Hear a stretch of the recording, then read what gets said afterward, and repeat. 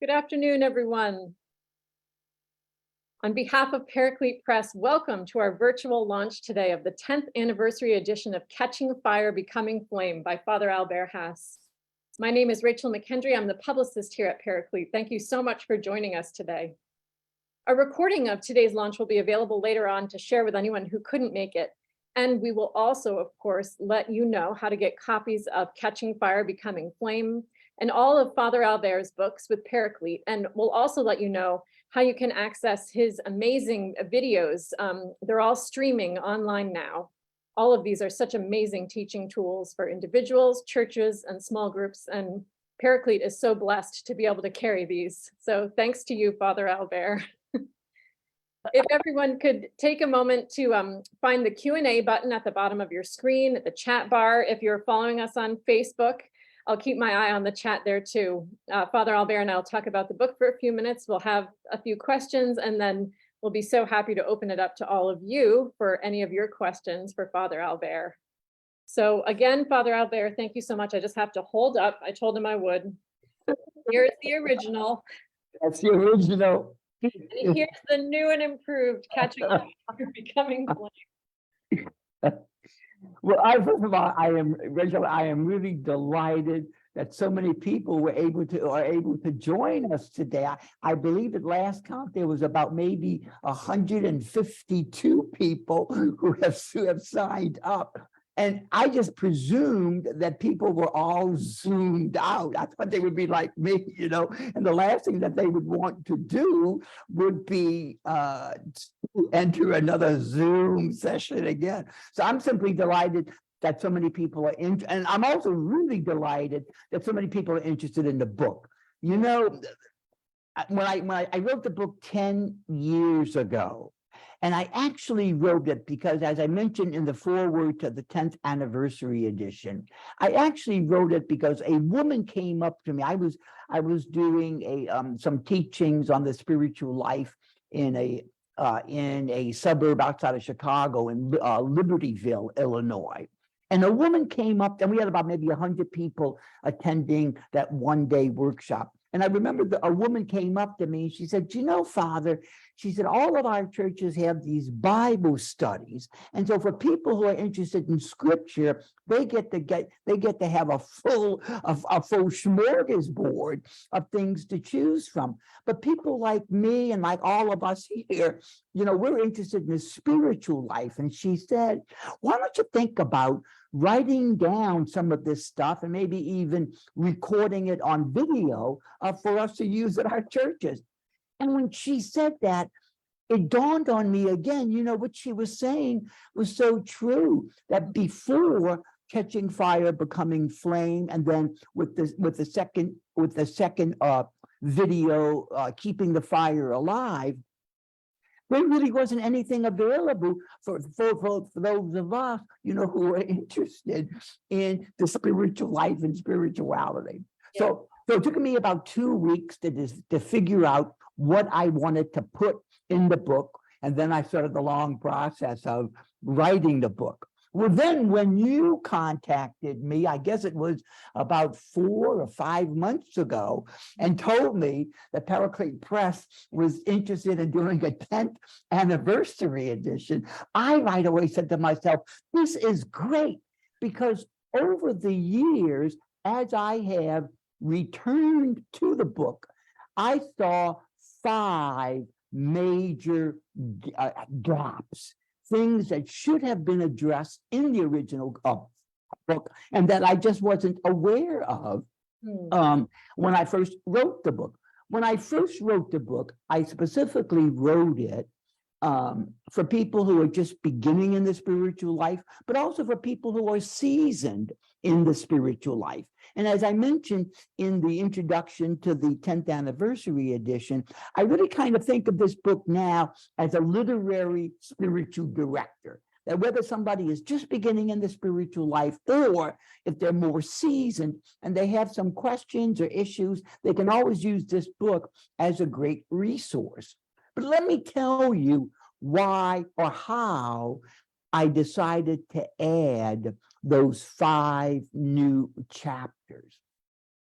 I think one of the big mistakes I made in the first edition of the book was that I gave the false impression that spiritual of transformation is simply about doing spiritual practices, and that if you're doing spiritual practices, you are going to be transformed. Well, that's kind of partly true, but in point of fact, there is only one absolute guarantee of spiritual growth, and that is love. It all comes down to love, love and love alone. And if my prayer techniques are not making me a loving person, then somehow or another, I'm wasting my time, because it's all about stretching the size of my heart. So that's why in the 10th anniversary edition, the first chapter that I decided to write and to add was that chapter called The Living Flame of Love. Then over the past 10 years, in my own ministry as a spiritual director, I've discovered people who really and truly diligently practice the Jesus prayer. And I thought, that's something that should be added also in the book. And so for the 10th anniversary edition, I put together a chapter on the Jesus prayer, making some suggestions about how to pray it. And then I also did something, because it was missing in the first edition, and a lot of people practice it. I tied the Jesus prayer with Eucharistic adoration that within the past 15 years has become something that's been extraordinarily popular in my Roman Catholic tradition. So for people who are interested in Eucharistic adoration, I offer them the Jesus prayer as one way of helping to make that happen. Wonderful. One of the great satisfying things about the first edition is that I've gotten a lot of emails, people telling me how appreciative they were on the chapter on forgiveness, how to forgive my neighbor. But it was a woman from I can still remember, she was from Laramie, Wyoming. She wrote to me, she had bought the book, she wrote to me, this is the first edition, she wrote to me, she said, Father, she said, I love your chapter on forgiving the enemy and forgiving our neighbor. But she said, my issue, and you did not address it in your book, is how do I forgive myself? And I'm thinking, how could I have forgotten? How could I have forgotten that? So I decided on the chapter called The Challenge of Forgiveness, I actually added some pages about how to forgive myself. And then I discovered from my own life experience, and also in my experience as a spiritual director, I noticed that some people cannot forgive. They can't get to that place of forgiveness because there's some wound inside. There's some hurt inside that needs to be healed. And so that's why immediately after the chapter called The Challenge of Forgiveness, I added the chapter on inner healing, because oftentimes we cannot come to a place of forgiveness until we kind of grow out of the hurt that was inflicted on us. So I offer a very practical technique on how to work through a wound or hurt, the prayer of inner healing. Then, one of the things I thought was missing in the first edition, and I don't even know how I could have forgotten it, but there is a cockamamie belief out there that the spiritual life is simply spiritual. And anything that occurs in my ordinary everyday life, my 9-to-5 life, somehow or another is not worthy of the spiritual life, or somehow or another has no effect on the spiritual life.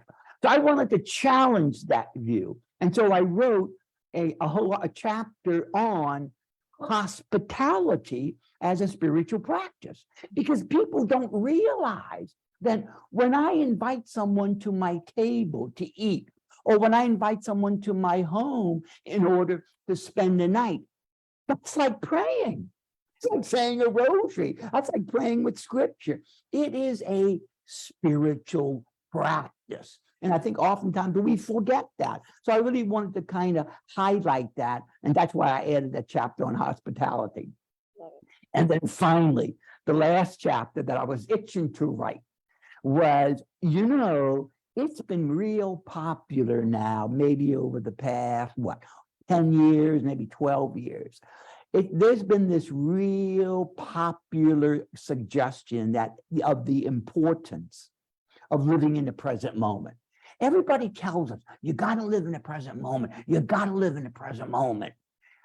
Well, that's all beautiful and wonderful, and it's true. But you know what nobody ever tells us? Nobody shows us how to live in the present moment. So I added that chapter. I added a chapter on living in the present moment. And what I did was, first of all, I showed how, from a Christian perspective, it is very, very important. So I talked about what in the 18th century, the book Abandonment to Divine Providence calls the sacrament of the present moment. So I talk about why it is important to live in the present moment. So I kind of give a spirituality of it. And then, which is, I think, is worth the price of the book, I offer a 4-step method for living in the present moment. A very practical little technique that we practice for 2 minutes, 5 times a day, and gradually it becomes second nature. And as a result, we find ourselves, sometimes without even being aware of it, we find ourselves living in the present moment. So those are the 5 things that I added to the original edition. But then also, as I reread the original edition, I also saw that there were some places that needed to be a little bit intensified. For instance, the chapter on what is the difference between dryness, depression, and darkness. So I wanted to intensify that because oftentimes people confuse depression with spiritual darkness. And they're two very, very different things. How many times in spiritual direction, somebody will come to me and they'll say, oh, Father, I'm in spiritual darkness and I just don't know what to do. And I said, you're not in darkness, you're depressed. Maybe you need to seek some short-term counseling or something. Anyway. Yeah. So I wanted to intensify that chapter, and then the chapter on prayer I also thought needed to be a little bit fixed and a little bit intensified. And then as I read through the entire manuscript, there were other places that I just thought could have been, for instance, like on the chapter on that wonderful prayer technique that's got a 500-year history. The chapter on the Ignatian examine. I highlight how a scene from the 1939 movie, The Wizard of Oz, really helps to give us an insight into what practicing the Ignatian examine can do to us in our lives. I had a great time. I had great energy around rewriting the 10th anniversary edition. And I have to be honest, I am so proud of this book. Probably a sin of pride.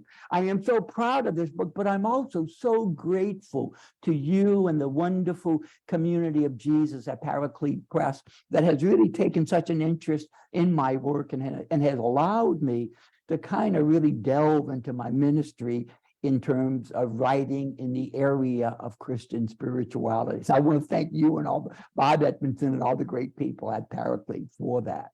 Well, it's a huge blessing to us. And I was looking back at some of the numbers over the years for this book, and it's really quite a phenomenon, I think. We can talk about the fact that it has sold more than 28,000 copies, but I'd rather put it in terms of the more than 28,000 lives that have been changed by this book. And anybody who reads your words, Father Albert, can attest to this, but it's practically like being in the same room with you. And I know, I just want to remind everyone that please don't hesitate to put your questions here in the chat bar, or if you're on Facebook, go ahead and put your questions there. And I'm keeping an eye. Otherwise, Father Albert and I will just keep talking. But look, can I say something, Rachel? Please. That I think, a lot of people are not aware of this, because I just came back from giving a retreat in the Archdiocese of Galveston, Houston, and I'm now on my way to give a retreat in Orlando, Florida. But one of the things that I've come to discover is that most people aren't aware of the fact that the typical Christian book probably only sells about 3,000 copies, and then it kind of dies. It goes to that place where all books that were written 2 or 4 years ago seem to be buried, you know? And so I know for a fact as a writer that most publishers always want to ensure that at least they can sell 3,000 copies of a work before they actually give you a contract. So when I found out that Catching Fire Becoming Flame just kept being reprinted and reprinted and reprinted. I think the last time I saw it was like in its 9th printing. I used to shake my head and say, you know, it's like, I'm just so grateful to God for giving me the opportunity to let all this stuff that's inside of me spill out onto the written page, you know, so. That's great. You know, you were talking a little bit too about how this is a book for new Christians, old Christians. Word of our testimony, it crosses denominations, Catholic, Protestant, Orthodox. Everyone really can benefit from all the teachings that you share in this book, Father Albert. So I don't know, I got a couple. Oh, chat is disabled. Okay, sorry everybody. If you want to do a question, put it then in the Q&A bar, and I'll keep an eye on those. Thank you, Peggy, for letting me know that. I know we have people from different churches and things here, some of whom lead youth groups. And is there a particular way that you would recommend, Father Albert, that they start introducing kids to this book, or what's the best way in for somebody who's really new to the spiritual life? Well, I think, first of all, let's deal specifically, say, with youth. And I would think that this book would be suitable for particularly people who are beginning in high school, for instance. So I think grammar school, at the grammar school level, you'd be pushing it. But I think people who are in high school would be really interested. And I think it would be great to have a facilitator who would simply walk with the people through the different chapters, because some of the chapters will, in point of fact, be a bit challenging, especially for somebody who is in high school. Yeah. But then when you begin to talk about adults, I think any adult can pick up the book and both be challenged and energized by the book. Absolutely. And, you know, I keep thinking Lent is coming up.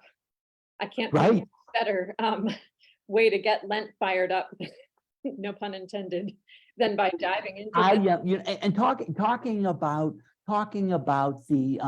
about how the book speaks to both Catholics and Protestants. I was tickled to death because I'm going to be giving a morning of recollection on the book at Oakhurst United Methodist Church in Seminole, Florida, in I believe it's in March. But that's been a very common experience of mine now, that both in United Methodist churches, in Presbyterian churches, and also in interdenominational churches, I've been invited to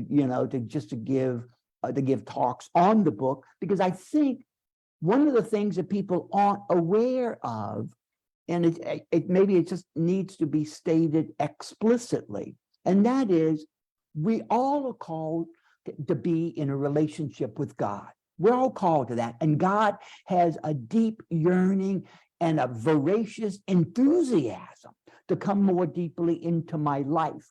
And what happens is, when we begin to interpret our experience of God, that's when we begin to break off into different denominations, Protestant, Catholic, Orthodox. But just at the level of the experience of God, it's the same for all of us. And I think when I was writing the book 10 years ago, and also as I was re-looking at it for the 10th anniversary edition, I really wanted to make clear that, that's really the experience, that we're all called to have an experience of God. God has this voracious enthusiasm to come into our lives.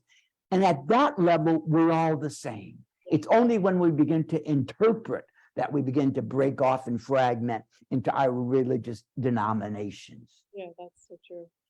Father Albert, Peggy has a question. She says, what format or time frame is best for using the book with adults? Now, I wonder what exactly does she mean by that? Well, Peggy, if you want to type any more, I'll keep an eye on it for sure. I mean, so maybe this is a good time to talk about this. Another new book we have from Father Albert is this one, Sundays on the Go. This one the subtitle is fantastic, 90 Seconds with the Weekly Gospel.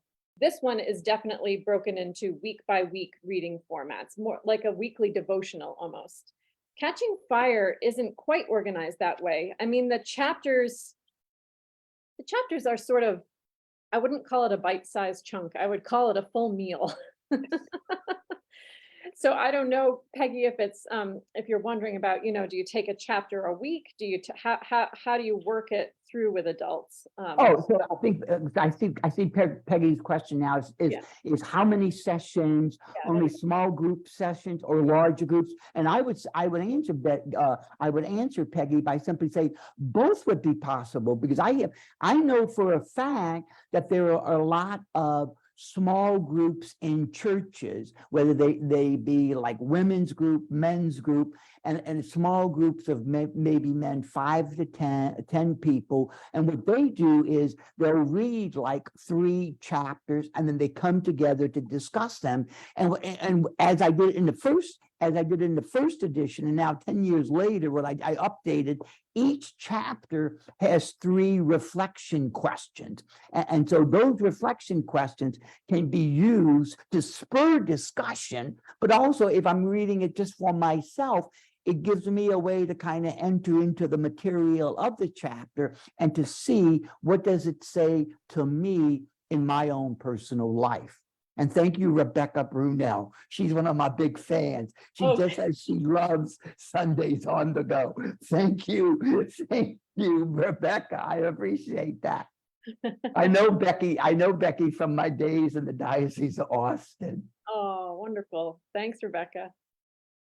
Here's another question, Father Albert. Sharon is asking, she says, would you recommend Catching Fire to help high school age kids who struggle with depression? Oh, I think so. I mean, and a great place to start with them would be to deal with the chapter called Dryness, Depression, or Darkness. I also am well aware of the fact, because I remember after Catching Fire, Becoming Flame was first released 10 years ago, there was a high school in Florida that basically bought copies for each and every one of their students. And so that was kind of exciting when I heard that news. So I'm just glad to see that the material is really easy for high school and also for adults. Here's a sidebar question, sort of, I guess. Sylvia says she lives near Orlando. She's asking about your retreat. Is it open, and is it something that she can attend? Yes. So let me, if she lives in Orlando, let me tell her, I can tell her that, tell her in April, from April 1st to April 5th, I'll be preaching a parish mission at Our Lady Star of the Sea in Ponte Verde Beach, Florida.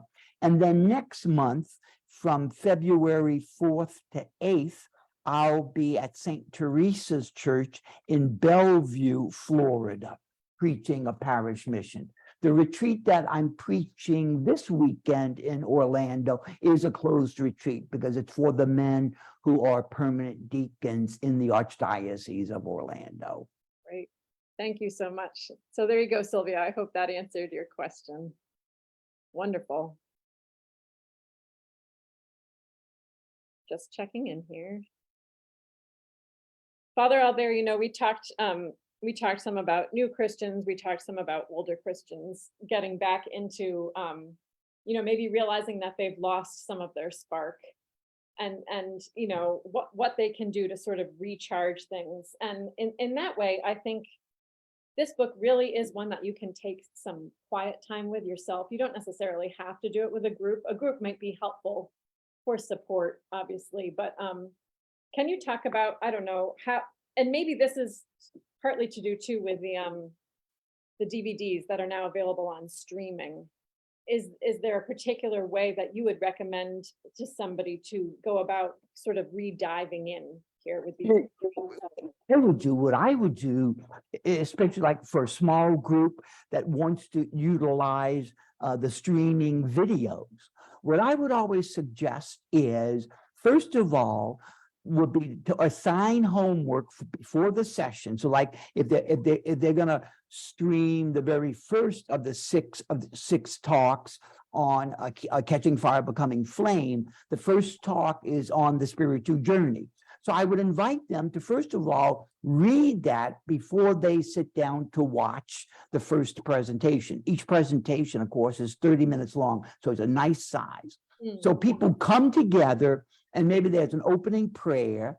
Then you watch the 30-minute presentation on the spiritual journey, and then maybe you take a coffee break, a bathroom break, and then you come back and you could actually use one of the discussion questions at the end of the chapter as a way to kind of have the group simply discuss what they heard or how they have experienced the spiritual journey as I portray it in chapter 1. And so with each of the 6 talks of Catching Fire, Becoming Flame, and then the second streaming video, which is called Keeping the Fire Alive, each one is pulled from the book. So they will know, a person would know from the title of the talk where the chapter is in the book. Wonderful. And just so everyone knows, those. Oh, and can I just let me just interrupt you, Rachel. What I have found, and I see that it's pretty consistent when I get when y'all send me the sales, I notice how a lot of churches use the streaming videos and the book during Lent. Yeah. You know, I always like to say everybody gets a little bit of religion during Lent. And so during Lent, a lot of churches offer it both as a morning session, and then for people who work, they offer it as a night session. But that's another great little idea to use it as a Lenten supplement, you know, in order to prepare for the great feast of Easter. Absolutely. And, you know, we were laughing. We think everyone's all zoomed out. Well, I think we've discovered something wonderful, which is how to create even more community across the miles. And thinking about churches like you're talking about, because the DVDs are now available as an online streaming, I think it's a lot more convenient for people because you can buy a subscription through your church group that can be shared. Individuals can also purchase access to the streaming. So our web tech, Catherine, is putting links in the chat bar here, and we'll send everybody a follow-up email too, just making sure everyone knows exactly how they can get their hands on all these materials.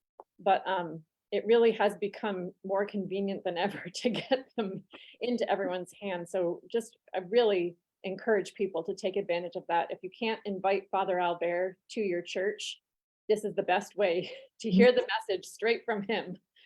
So anyway, can't say enough about those fantastic videos along with the book. And while we're talking about the videos and the streaming, really, once again, Paraclete Press, y'all went over and beyond in terms of the presentation and the graphics.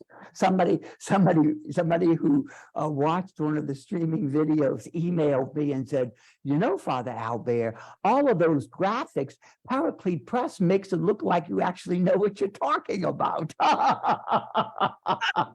Which I thought was a wonderful compliment. It was a wonderful, wonderful compliment to a job really well done. I think you made the job easy, Father Albert. Not so sure if that's true, but. Here's a question, or I guess it's more of a comment from Jane. She says, I like the reflection questions at the end of the chapter for my own use. However, in our group discussions, we simply share what spoke to us and what we didn't understand, etc. That opens up the entire book for all. Oh, well, actually, that is a great little suggestion, that rather than being confined to the 3 reflection questions at the end of the chapter, it might just be actually wiser just to say, what did you read? What did you learn? Or what didn't you understand? Because then that helps each other people in my group. It helps them to minister to me so that I can come to a deeper understanding of this wonderful dynamic thing called the spiritual life. Great. You know what I was thinking too, Father Albert? I noticed in both your introduction to the new edition and the original introduction that they're dated on the Feast of Pentecost. I purposely did that. I love, and we think of Pentecost, or I don't know, typically I should say, it seems, we think of Pentecost as joyful, life, fire. Lent sometimes feels a little more somber, but when I look at this book and I think about everything our country's going through and everything the church is going through, Lent is really the perfect opportunity to kindle joy. And what better joy than in relationship? And again, what better guide than this to jumpstart all of us toward that? Yeah, I think, I mean, when I look back on this book, the amazing thing is I really do, in all of these 37 chapters, I really cover pretty much the entire spectrum of the spiritual life. And I think now, at age 67, if I thought that I would try to write this book now, I don't know if I could do it. I mean, because it would take a lot of work, and a lot of research. Mhm. It's funny too what you were saying about the spiritual life versus everyday life and how we tend to separate them. And I know maybe as monastics, we know it's all like this, and more people, whether it's the domestic monastery, people at home, or people working in the church, or people out in the workforce. It seems more and more like as Christians, we need these little encouraging tools that are so practical and really prove to all of us that you don't have to be some exceptional holy person to live and walk with Jesus. Well, can I just respond to that idea of how we live schizophrenic lives, and we have our spiritual life here and our everyday life here. As I mentioned, both in the chapter on the examine and on the chapter on living in the present moment, the important thing for all of us to remember is that there is no dividing wall between heaven and earth. In Celtic spirituality, which is a spirituality of England, Ireland, Scotland, they have this belief in what they call thin places. A thin place is one of those places where God and angels pop in and pop out of my life. And so they will say, when you walk in a cemetery, be very careful, because cemeteries are thin places where God and angels tend to loiter. Or they'll say, if you stand at the mouth of a river, that's a thin place where God and angels pop in and pop out. They say, when you walk in the woods, be very careful, because God and angels are known to walk in the woods. Well, as I try to make reference both in the chapter on the examine and then in the chapter on living in the present moment, it's important to remember my life is a thin place. And each and every day of my life, God and angels are popping in and popping out of my life. And so I need to live with this awareness, with this mindfulness, or if you use a Christian perspective, I need to stay awake and live with this idea, because each and every day of my life, God and angels are coming in and asking something of me. Or as I mentioned in chapter 1, my life is the megaphone through which God is speaking to me. And so I need to listen to my life. And some of the spiritual practices that I mentioned in Catching Fire, Becoming Flame help me to do just that, to listen to my life, to ponder what is God asking of me right here, right now, in this thin place called my everyday daily life. Absolutely. I love it. So practical. So applicable to every moment. Yeah. Take a minute. Please, we've got a little more time, everybody. So any more questions, please don't hesitate to send them through the chat bar or the Q&A, or again, I'm keeping my eye on Facebook. Just to make sure everyone knows how you can get copies of these books. If you're from a church or a school, you can talk to Sister Rosemary here at Paraclete, and her phone number is there, or it's on the website too. Paraclete will always do our best to get you the very best discounts we can on these materials, because they're just so important to all of us. So don't ever hesitate to call, go online, whatever's best for you, and be assured that we will do our very best to sharpen our pencils and get you what you need. Likewise, again, for the video streaming, you can access that through paracletepress.com. There's a direct link in the chat bar here too, so you can explore all of our Father Albert's DVDs and all of our other resources too. We're so happy to be able to have those still available. Not everyone has DVD players anymore, but almost everyone has the internet. So those are super convenient to get a hold of. And then, Father Albert, I know we're talking about Catching Fire, Becoming Flame today, but would you be willing to say a few words about Sundays on the Go, Year A? Yeah, so what I did was for Franciscan Media, I'm a contributor to a daily email that they send out free of charge to people called Pause Pray. And that consists of 180 words, and you have a little reflection, you write a little prayer, and then you have either an action or a reflection question. Well, when I was doing some of those for them, I got this wonderful idea of, wouldn't it be wonderful to have something like this based on the Sunday gospel? So Sundays on the Go, each Sunday, I only use 180 words. And in that 180 words, I have a little reflection on the Sunday gospel, I have a little prayer, and then I have either an action statement or a question to reflect upon.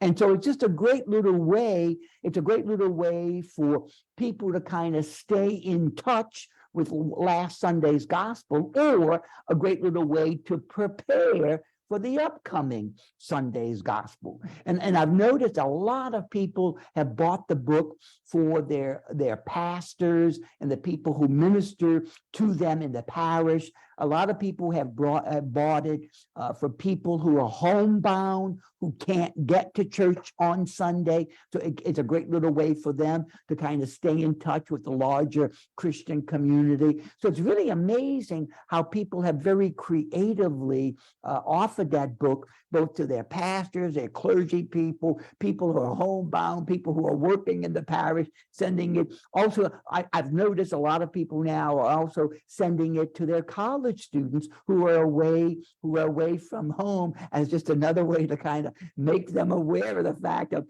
don't leave Jesus. Make sure you stay close to your faith. So it's really kind of interesting how people are using Sundays on the Go, 90 seconds with the Sunday gospel. Great. And I'm so excited because, of course, this is Year A. So we're anticipating Year B and Year C. And it'll be turned in. Yeah, I'm psyched about that.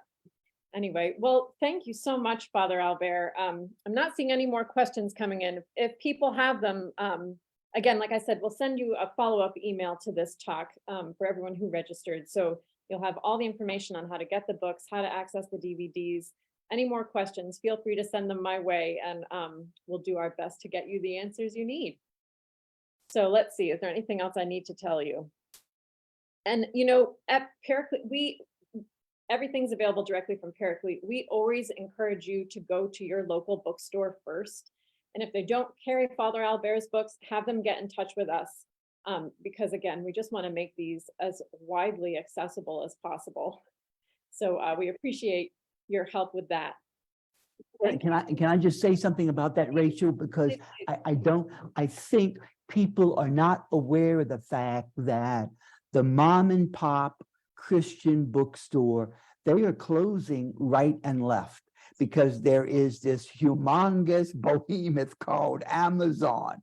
And so all of these wonderful little bookstores that used to serve the Christian community, they're all beginning to close up and they're struggling. And so I'm so grateful that you put in a plug for them, because I always say to people, before you go to my website, go to your Catholic bookstore, your Christian bookstore, and get it from there, because that's how they manage to stay open, and it's a great little way for them to minister to us. Absolutely true. Oh, Father Albert, we have one more request. Yeah. Kay Gillen is asking, can we have a reading before he goes? Is there any little part of this book that you'd like to read for us? Well, you know what, Nancy, I wish I would have known you was going to ask me, but I will. Let me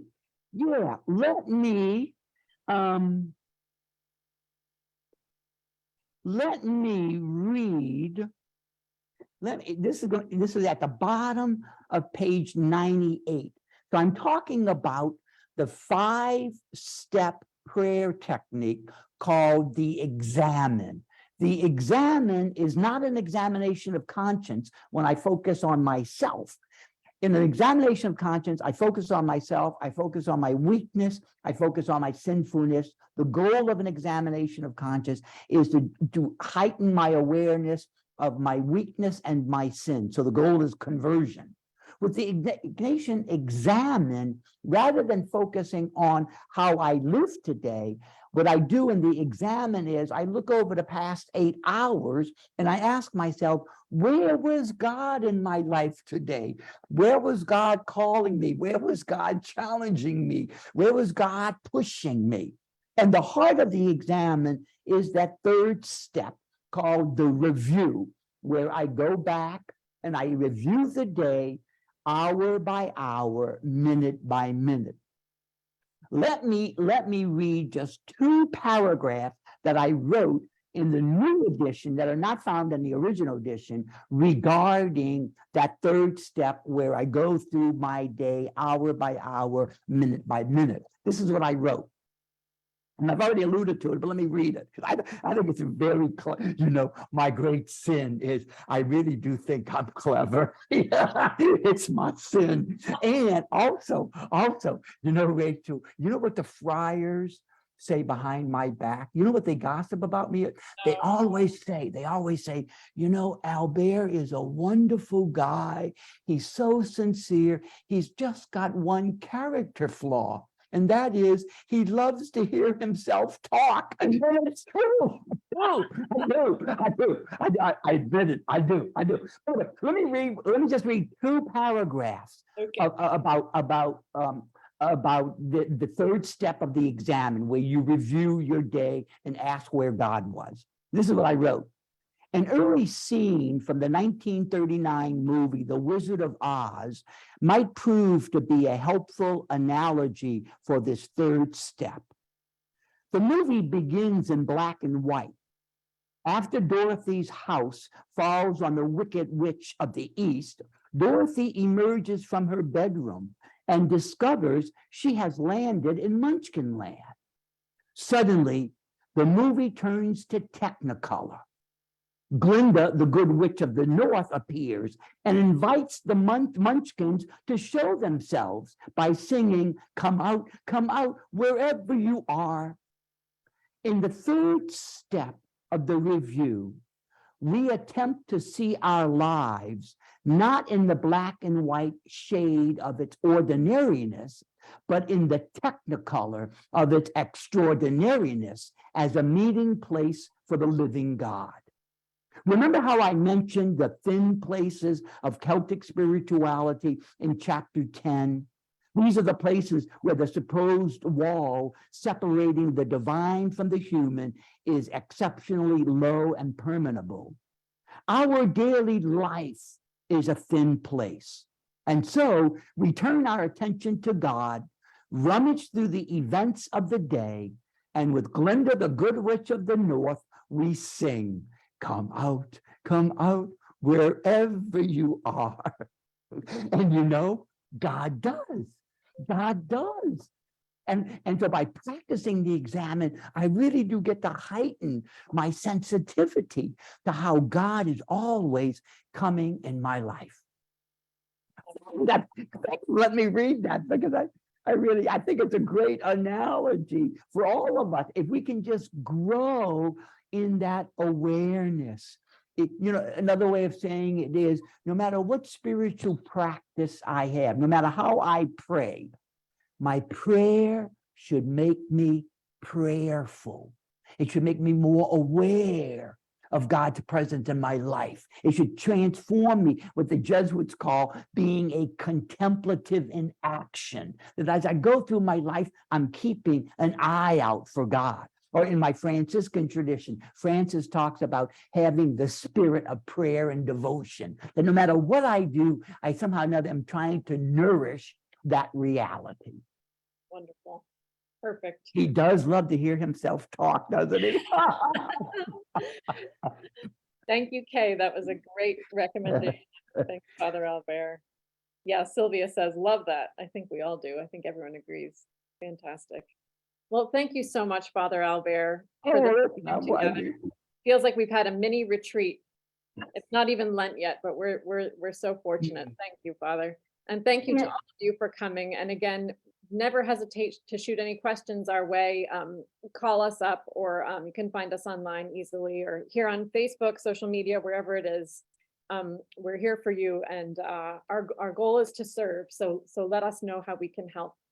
You might just want to give them a little shout out and a reminder, because I don't know how long it's going to last. But right now, if they go to paracletepress.com and they enter the code FIRE, they get 25% off the 10th anniversary edition. So that you might just want to give a shout out for that. Are you able to put that graphic up again? Maybe not. But Father Albert's told us, and like I said, Father, I'll send an email reminder to everyone too. There it is. And that person you saw on the screen before was Sister Rosemary. She's the one to talk to here at Paraclete. She'll help you get all the books you need, and she's an expert in the video streaming too, so she can help you out. But yeah, we definitely invite everyone to take advantage of that. Thanks for the reminder, Father Albert. My pleasure, my pleasure. Alrighty, well, God bless everyone. God bless you, Father, as you travel to Florida and speak to all the people. We'll be keeping you in our prayers for sure. Thank you. And thanks again to everyone for joining us. God bless everybody. Thanks for joining. Thanks, Father Albert. Take care. It's a pleasure. All righty. Bye-bye. Bye-bye.